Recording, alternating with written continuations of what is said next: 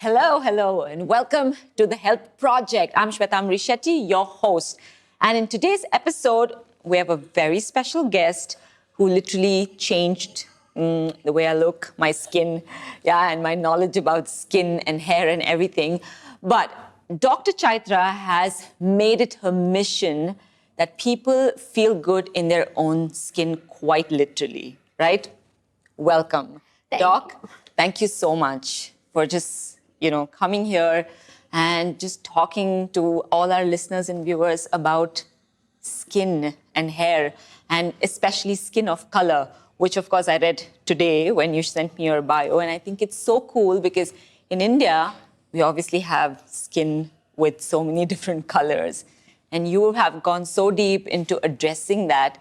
And I think, we're also thankful to you for that. Thank you so I personally am very thankful because I've become acne-free only because of you, which is, of course, 10 years ago, but I'll never forget because I know as a woman or even as a man, living with acne is not, it kind of doesn't give you the confidence you need to be out there when you're living with acne. And you changed that for me. So thank you so much. But before I hand over the entire session to her, I'm just going to do a little bit of an introduction. Her introduction is too long, but I'll try to keep it short. Dr. Chytra Anand is a renowned award-winning cosmetic dermatologist and founder of Cosmoderma Healthcare. They have like 9 clinics, Bangalore, Chennai, and Delhi, but they all started in Bangalore. And recently, she started another vertical, which is the cosmetic brand, or SkinQ, more like a skin solution for skin of color. So typically, for every Indian skin, this is the product you should be using. I do too. And Irfat, who does all our beautiful makeup, she uses too. Now, with 18 years of experience, she's recognized as a leading skin of color expert globally and popularly known as Indian beauty guru. Yeah. And she has like numerous, award-winning publications. She keeps traveling the world. She does, traveling the world basically to train doctors in the field of cosmetic dermatology. So not just India, but she's known all over the world. So you know who we're talking about. We're talking about someone super busy, and she's a mom of, Arin is 6? Yeah. Yeah, a 6-year-old. But someone who really keeps me on the edge all the time and kind of tells me it's okay to keep pushing yourself, be very career-oriented despite having a baby, is her. Honestly, you are such an inspiration, Doc. What you've done with your life, with your career, with everything. Oh. So yes, we have her talking about simple skin solutions, skincare. We always talk about self-care, and every time I know personally, every time I've spoken about self-care, I always talk about exercise because it comes naturally to me, or taking time off and all of that. But we never really talk about how self-care means also good skincare. And how do we make it possible, simple, easy? And that's what Doc's going to talk about. Doc, you want to say anything before we start? No, thank you, Shwe. That is so sweet of you. And it's so generous of you to say such lovely things. But thank you, really. But yeah, it is my passion and in a way my mission that people should feel good. Not just good, they should feel great in their skin, in just who they are, and in the way they look. That is what I'm really passionate about. Yeah, I mean, I just feel like over the many... Okay, let me just take a step back. Like, where we are today, now there are like way too many products, right? There's this too much information because there's social media and everyone's talking about this product, that product, a new entrepreneur or someone doing some home stuff with skincare. Then there's like very, very fancy brands out there, different price point. It is confusing for everyone to select the right skincare, right? True. I pretty much didn't do anything because I came to you at an early age, and I've been doing the same routine for the last 10 or 15 years. One face wash, one moisturizer, one sunscreen, and that's the end of it. But how can we make skincare really simple? And that's really the message that we want our viewers and listeners to take back home, that it's not arduous. And if they follow like these few steps, they can probably avoid coming to you for more treatment. Why not? I mean, look, we hardly have time in our life, right? And you don't want to spend too much time taking care of your skin, unless, of course, there is a skin condition or a disease that needs treatment. But on an everyday routine, skincare is actually so simple. that when I look at all these videos, like we're talking about social media, we're talking about reels, we're talking about YouTube content, we're talking about even podcasts, right? Yeah. People talking about it and making it seem so complicated, it's unnecessary. And I tell everybody, right? 90% of the stuff you hear is just marketing and gimmickry and product sales. 10% you take away with a pinch of salt. But really, at the end of the day, I always tell everybody, skin is the largest organ in our body, right? The living organ. And, people talk to you about weight loss and stuff. What people don't realize is about 4 to 6 kilos of our weight is really the weight of our skin. Because that's how large the skin organ is. Yeah. It is also our first immune barrier. So immunity in our entire body is guarded by our skin as the first. So if your skin is not healthy, your immunity is low. Second point. Right? So Yeah. forget about all the healthy diet and fads and everything. But if your skin's not healthy, you don't have an immune barrier. Third, any internal condition that you're having, it could be vitamin deficiency, B or D, it could be calcium, it could be hypothyroidism, it can be polycystic ovaries, heart, liver. The first sign is always in the skin and hair, the end organs, right? Yeah. And just by looking at somebody, we can easily say, oh, you're going towards the hypothyroid spectrum. You might have polycystic ovaries, or you're definitely deficient. We need to do a check on these. And a lot of times, even before cancer is cancer, we can catch it just looking at someone's skin and hair. Wow. Really. That's so. So when people say glowing skin is your best accessory, it's not just a gimmickry. It's the truth. If your skin is not healthy and glowing, it doesn't matter how great you say you're doing in life. It means something is off fundamentally. Inside. So whatever is inside will reflect outside. So, the whole philosophy is healthy on the inside and beautiful or glowing on the outside. So it doesn't matter if you're using like the best skincare, having the best procedures, but if your inside also doesn't match up, there's only so much, right? Longevity doesn't happen. You have a procedure, you come to my clinics, we'll do something for you, you look great for 2 to 3 weeks. But beyond that, it's not going to last because the inside's not able to cope with the outside. So when I talk skin, I want people to understand how important it is to take care of themselves. Not because I want them to all look like supermodels, but I want them to look the best version of themselves because, if your hair has split ends, you're going to go run and get the split ends cut off. So when skin has something like acne, or skin has a blemish or a pigmentation, or it's not looking as healthy as you feel, why is it okay to let it sit there? It shouldn't be. Because that acne to me, as a dermatologist, is disease. And if you have a bacterial infection sitting on your skin, think about it. Long-lasting bacterial infection is going to keep triggering inflammation in your body. And finally, a lot of inflammation from the skin will also affect your gut health. Otherwise, yes. And then it doesn't matter. A lot of inflammatory markers over the year will trigger others. So many diseases. Exactly. So it's a cascade effect. So I want people to understand that skin is the first step. It is a step that you should concentrate. Is it really hard? Not really. I mean, it is so simple. I break it down to 5 steps, right? Okay. The first step, clean, right? It's like our house, right? You got to clean your house, you got to clean your face. It's as simple as that. How many times? Twice a day. The first step in the morning is simple. You have a shower in the morning, your face gets cleansed. You don't even have to think about it. Yeah. But in the night, we've been out, there's dust, there's grime, everything's sitting, and pollution today, right? And then you're coming back home and you wash your hands, sometimes you wash your feet. Yes. So why are you not washing your face off that grime? I have to interrupt to say, I'm guilty of doing that for many years. Of course, you changed my perspectives, so much about skin, right? But I've seen my husband, like everybody in my family, everyone will wash hands and feet, like you said. It's such a traditional thing to do or a cultural thing to do. We leave our footwear outside the house. Yeah, but nobody will actually just put water on the face before they go to bed, or very few do it. So thanks for, reminding and making it so simple to understand. But yes. Yeah, so cleansing, that's the first step, right? And how hard is it? Okay, let's say you don't want to invest into it, just use water, that's all, but not soap, okay? That's critical. Why not? Because when we break it down, our skin is acidic. The acidity of our skin needs to be maintained. Yeah. Because that's what gives its barrier against bacteria, virus, fungus, etc. If you put soap, which is alkali, it will neutralize an acid. You don't want a neutral. So it'll become worse. Exactly. So you'll break a barrier. So you don't want to do that. So just water is fine, right? Or soap-free cleansers, or pH balanced cleanser. That is what it is, as basic as that. What is step number 2? Step number 2 is nourishment. So what are you nourishing? You're nourishing your skin cells, right? Yeah. So it's moisturizer and hydration. 2 things, oil and water. Both are equally needed. When both of these combine together, they don't mix. So they form a film or a barrier on our skin. That's what keeps our skin waterproof, right? So you're talking about the moisturizer being the oil and the hydration being...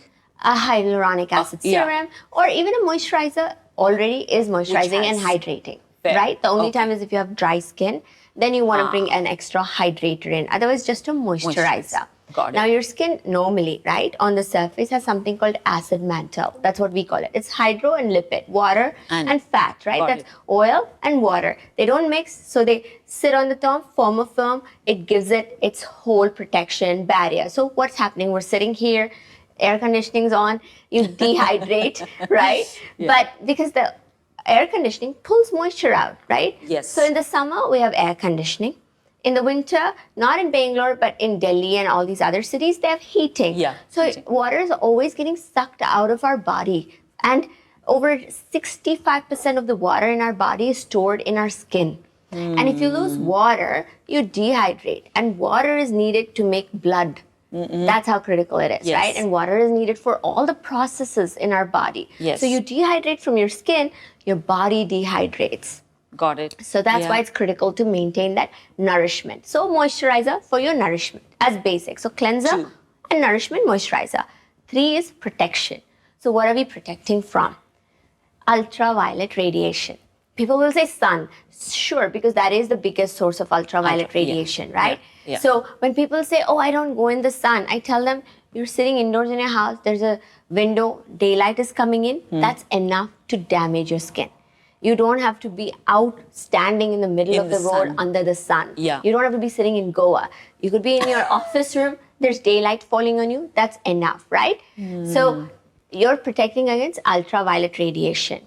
Why? Because the ozone layer is lesser. There's a more heat and more ultraviolet radiation penetration today. And so what that causes is it causes not just aging, but it causes a lot of changes in the skin. It causes something called free radical damage. Now, free radical damage triggers, again, inflammation. So you want to guard yourself from the inflammation. Otherwise, people say, oh, I use a sunscreen because I don't want to get a tan. I mean, Indian mentality is we don't want to get a tan, so we're going to use a sunscreen. But tan is actually a negative reaction by your skin. It's saying, help, I'm injured. You'll tan when your skin is inflamed. Because when the sun hits our skin, it increases the production of the cells, including the pigment cell. So you produce extra pigment, and that is the reaction that your skin was damaged by the sun. So a tan is a chemical damage of your skin. It's not a sexy thing. It's not about saying that, it's not sexy to be tan, nor is it uncool to say, I don't want to tan. Because a lot of people will shame you for saying, I don't want to tan today with all this color consciousness. Sure, I mean, we don't want to talk about fairness, lightness, darkness, but tan is actually a chemical reaction to say your skin is injured. Now, all of us will naturally tan. So I have one question, Doc. With or without a sunscreen, you can still tan, right? Of course, you will. The reason is no sunscreen is 100%, right? So we're going to get to that. So that's the reason you're guarding against it, right? So UVA, UVB, UVC, this is the whole spectrum of the ultraviolet. You're guarding against that. That's why the sunscreen. So you don't get inflammation, right, in your skin. That's what it is. So that's 3 steps. These are to do every day for everybody, all right? Even somebody who has great skin up till the age of 25 can get away without moisturizing. Because when you're young, we have growth hormone. That'll nourish the skin, that'll protect the skin, it'll help, nourish and moisturize and everything. But at 25, aging sets in. So you need to do cleanse, nourish, and sunscreen. That's the protection all the time, right? I call it the CPN routine. Now what happens? Cleanse, protect, cleanse. CNP. Cleanse, nourish, and protect. Right? Now what are the changes? Let's say that you had a skin condition, right? Then you want to treat or repair that. So that's the next step.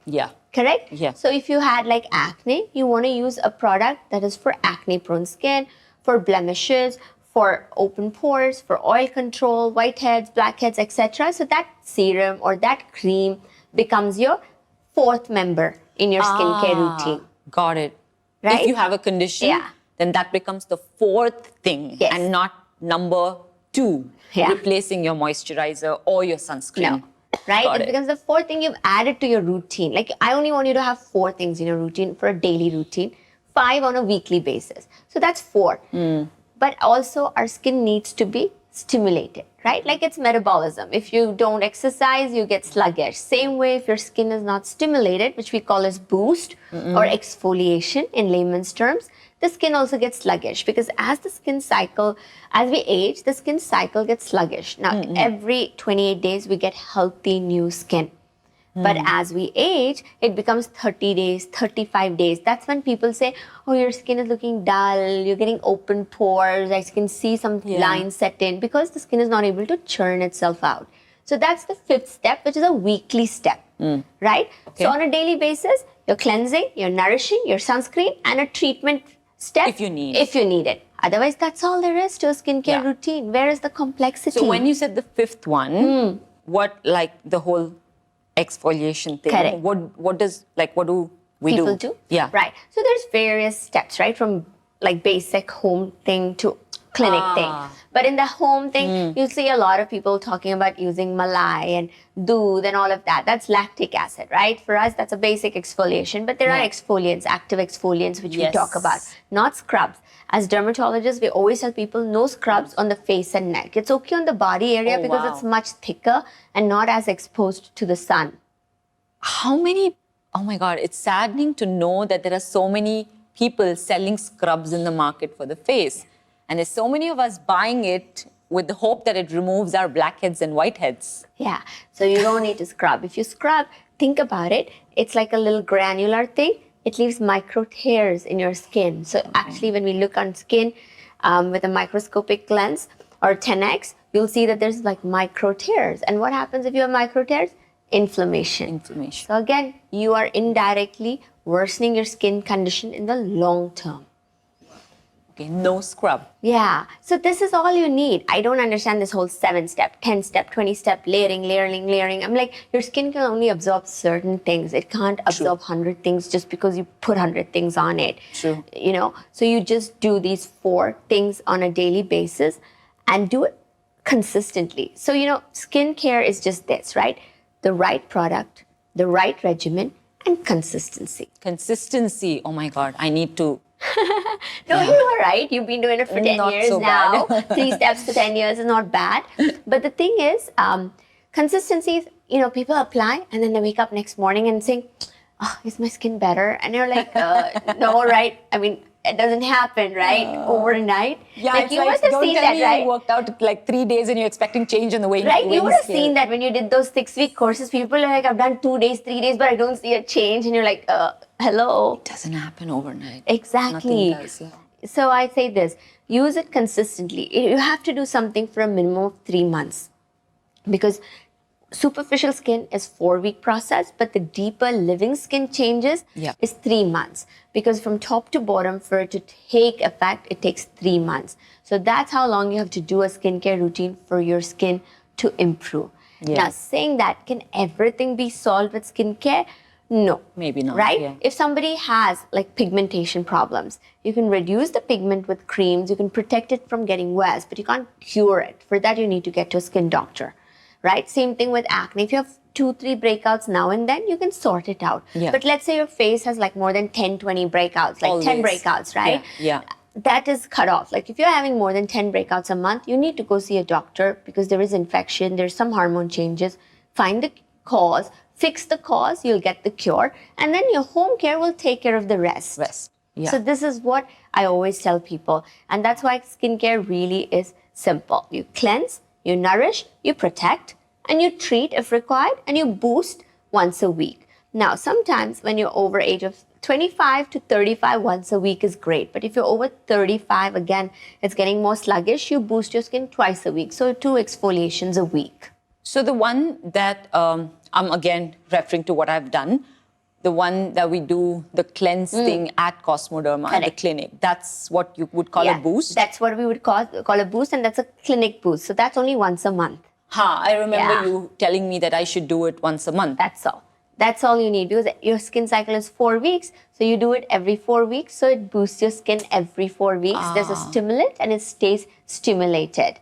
Wow. A home care regimen will never be as strong as an in-clinic procedure. Fair. So you need to do it like weekly or bi-weekly, depending on your skin status and your age and metabolism.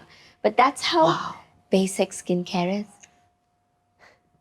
Now that's amazing, because it took Dr. Chytra literally just like 15 minutes to tell us the 5 steps, and the 4th and the 5th is only if needed, or rather the 4th one is only if needed. Yeah. But that was simple. Yeah. That was so simple. And we're obviously not going to endorse any products or anything here, but I'll just mention, because, you know, Dr. Chytra is here. She has her skin solution brand, which is called SkinQ, and I've personally used it for 10 plus years, but now she has many more products rather. And it's pretty much the best thing that's happened. And she spoke so much about sunscreen. She put extra emphasis on that. So the other episode that we have, which is going to be coming up soon with Dr. Chytra, is also going to be deep diving into sunscreen and how you need to protect yourself from the UV rays, really. Yeah. Right? Pollution and UV rays. Yeah. But thank you so much, doctor. I think that was very, very simply put. And if you have any questions, you know, feel free to write to us. You can write to us at hello@CureFit, connect with us on Twitter or Instagram. You can also feel free to reach out to Dr. Chytra Anand, because she's really active on Instagram. And Cosmoderma can also, if you reach out to Cosmoderma, they can also reach out to you. I'm guessing the online presence is also quite huge, right, doctor? In the sense, if people Yes. reach out to you from cities where there's no Cosmoderma, I'm sure. Yes, we given can that- still help them, because yeah. we do online consults. But, you know, a lot of the details are already available. Like if you go through my Instagram, we'll keep Yeah. talking about it and Actually. debunking myths all the Yes. time. Her Instagram page actually has way too much information on skin, so you can go and get a lot of it there. But the simple, you know, solutions that Doc just gave us, I think just seals the deal for anyone who currently does not have any skin issues. But if you do have, and it's recurring, please see a dermatologist before it's too late. That's what I did in my 20s, and it's helped me right through my 40s. Perfect. What do we say? A stitch in time saves 9. That's it. Thank you so much, Doc. Thanks for just giving simple, amazing information that one can take home forever. Thank you so much. And thank you for listening and watching. Catch you in the next episode. Bye-bye.